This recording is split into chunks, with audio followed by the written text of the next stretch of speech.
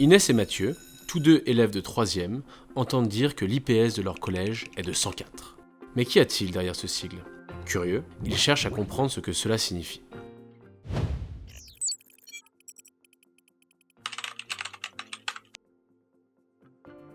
L'IPS, c'est l'indice de position sociale.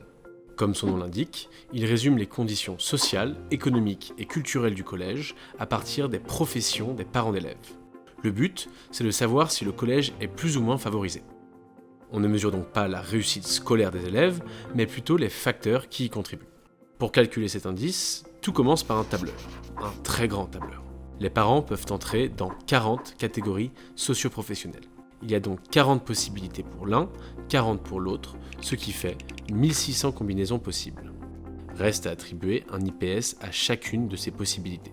Pour cela, on utilise les données d'une enquête statistique auprès des familles de 15 000 élèves.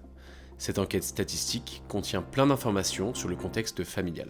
Les diplômes des parents, les conditions matérielles, les pratiques culturelles ou encore l'implication dans la scolarité. Ces informations sont ensuite synthétisées pour chacune des 1600 combinaisons. Cela nous donne un score allant de 45 à 185.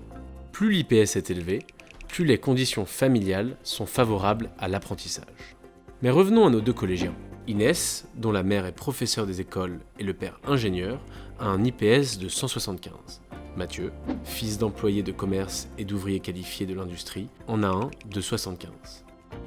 Cela ne veut pas dire qu'Inès réussit mieux, mais qu'en moyenne, les familles qui ressemblent à la sienne ont des conditions plus favorables à l'apprentissage.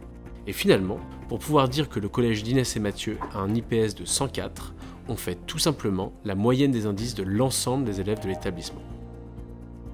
Mais tout ça, à quoi ça sert exactement ? Cet indice n'est pas seulement un outil de statisticien. Mieux connaître la réalité sert aussi à compenser les inégalités entre établissements.